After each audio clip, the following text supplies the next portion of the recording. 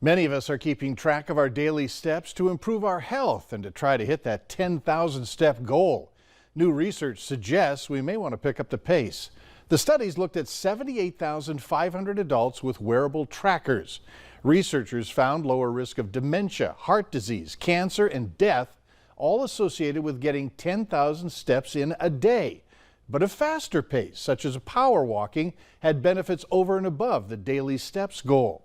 More studies are needed, but researchers say their findings could lead to physical activity guidelines based on steps to prevent chronic diseases.